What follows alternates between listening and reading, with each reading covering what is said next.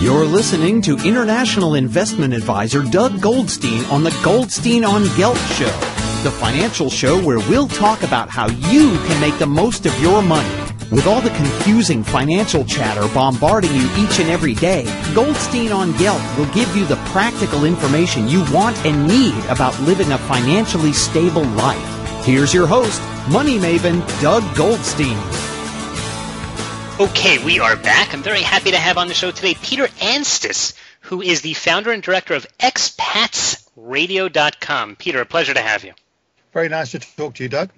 Before we go into some of the main issues I think you deal with on the radio show, could you just tell us a little bit about Expats Radio?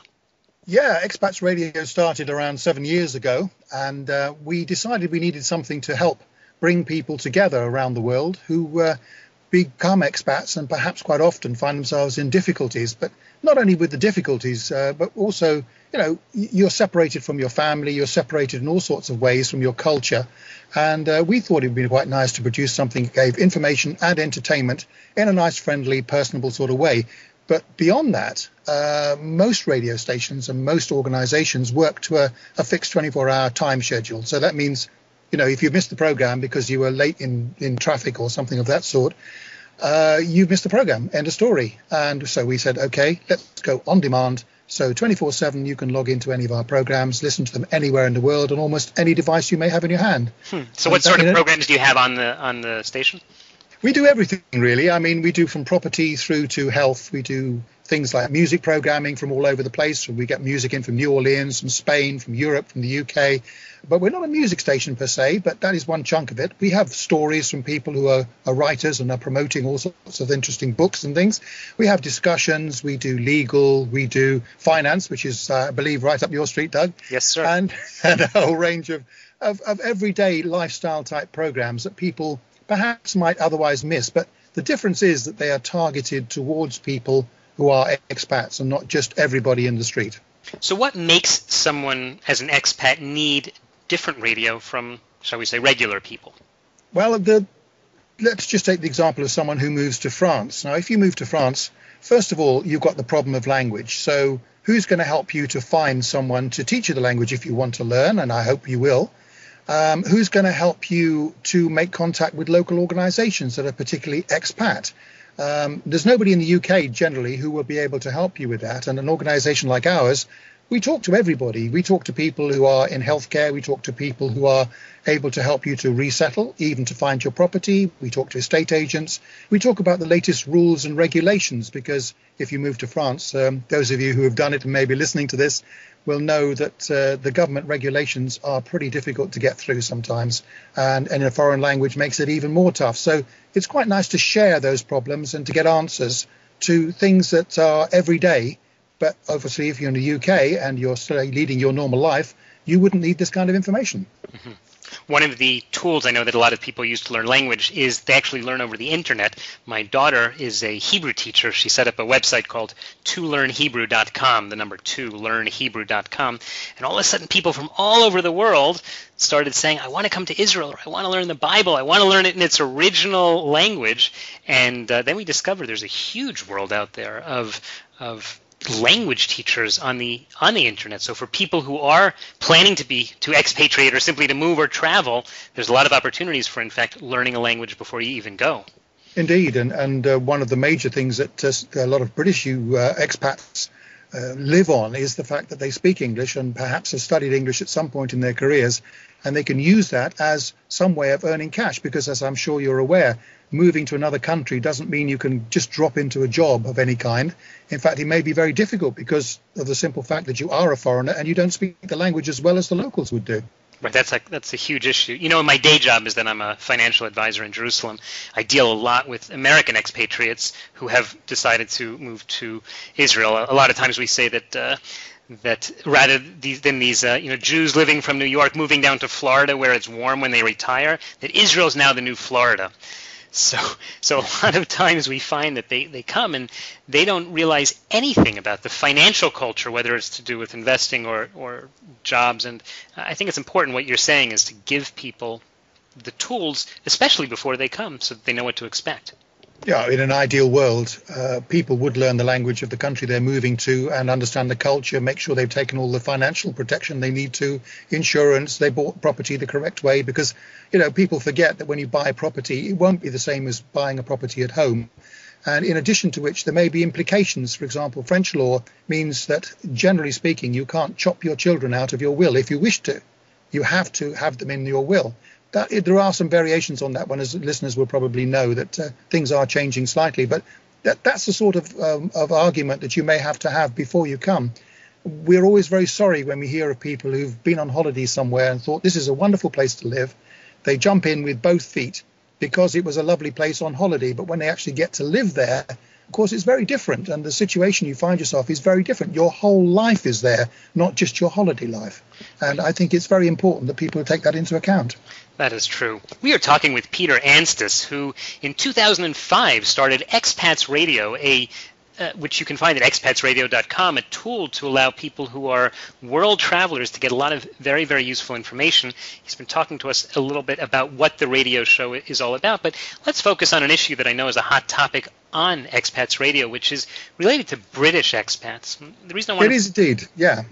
One of the things that, it would seem like a crazy thing to be happening, but we're talking about frozen UK pensions. Excuse me, I seem to have forgotten to put the teeth in. Frozen UK pensions for British expats. Now, when you move abroad, you would assume automatically that your pension would go with you in its entirety. So in other words, all the things that you would get in your own country, you've been paying into those maybe for 45 years or even more.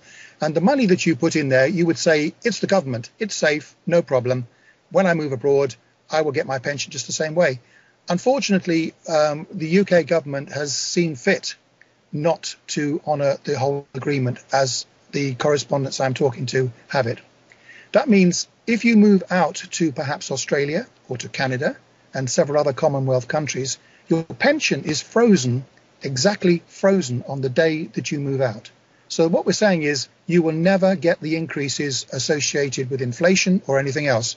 All the other benefits you might have accrued as a result of living in the UK, such as a winter fuel allowance, which is what we get here, which is only a couple of £100, but it's an extra something to help you through. All of those things are not available to you any longer. Sorry, just to clarify, you continue to get the monthly or weekly payment, but you just don't get the connection with inflation or some of the extras. That's right. And now there are expats in Australia who are having to be supported by the Australian government simply because when they retired some 30 years ago, their pension was £60 a week.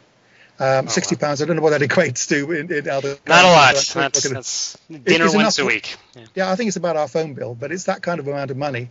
Now, they've had that money for the last 20 or 30 years since they retired because it was stopped. They've not had the increment, which would have taken them up to well over £100. In fact, I think about £150. So that is the difference, that they've lost all that money over the time. And despite the fact that they may have worked their whole lives in the UK and paid into that system. And it gets worse because if you listen to some of the programs on Expats Radio where people have been talking about their situation from the point of view of actually being an expat, that some people have been informed when they were living in another country. There's one chap today, in fact, from Canada.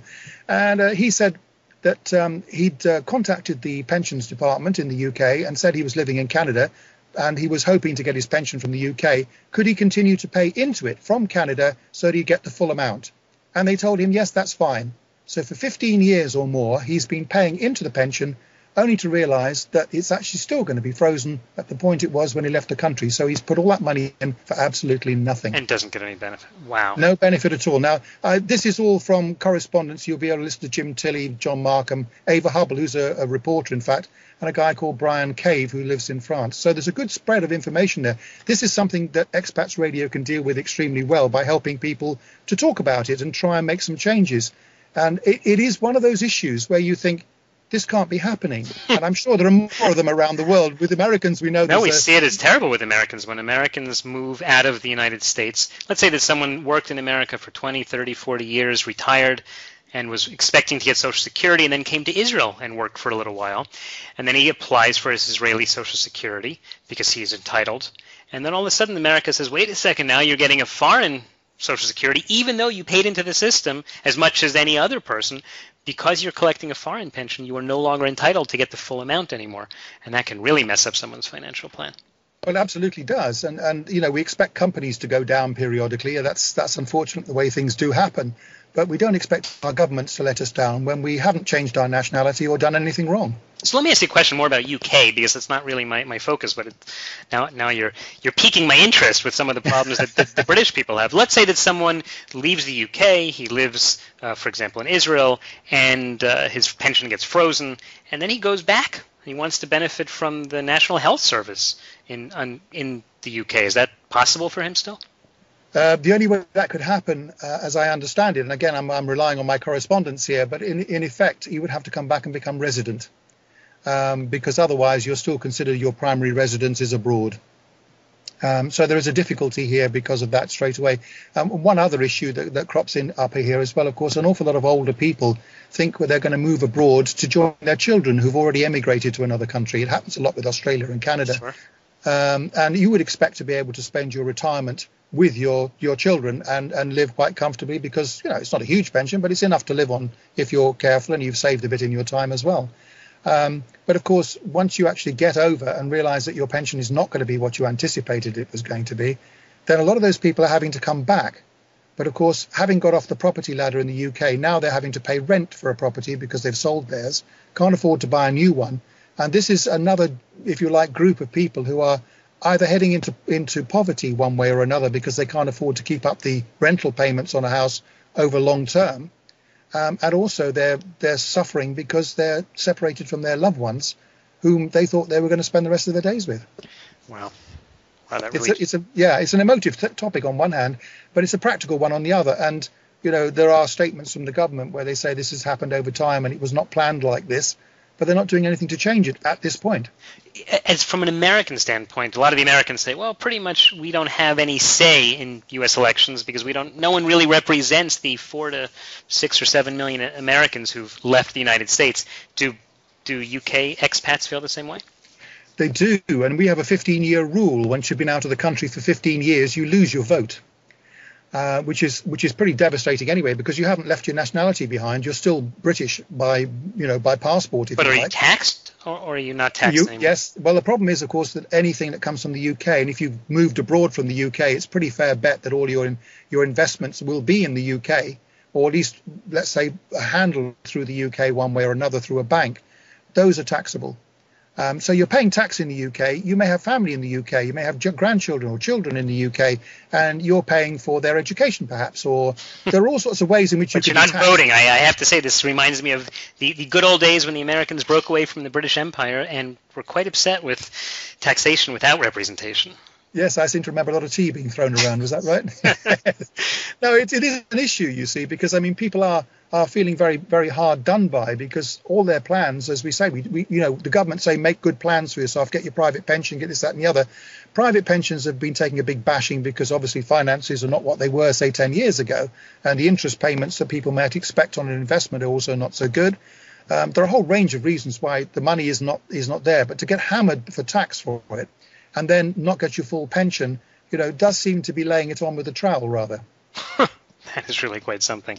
Well, Peter, we're just about out of time. We've been talking to Peter Anstis, who founded Expats Radio several years ago to help expatriates deal with many, many of the issues of leaving one country and moving to another. Peter, the last few seconds, just tell me, how is it best for people to follow all of the work that you're doing? The simplest way is to go straight to the website where you can click into anything you like. It's expatsradio.com, so there's www in front of that. All the programs are there 24/7, and most programs stay for 12 months, so you don't have to worry about missing anything. Wherever you are, mobile phone, anything you like, just go straight to www.expatsradio.com, and it's all there waiting for you. Peter Anstis, thanks so much for your time. Thanks, Doug. You've been listening to the Goldstein on Gelt show with money maven Doug Goldstein. Doug's weekly radio show is heard around the world, but if you miss it, you can download the podcast at www.goldsteinongelt.com. The Goldstein on Gelt show gives you up-to-date financial ideas so you can get on the path to financial freedom. If you'd like your questions answered on the air or off, Send Doug an email to doug@profile-financial.com. It's your money for your future, so join Doug every week to build your wealth on the Goldstein on Gelt Show.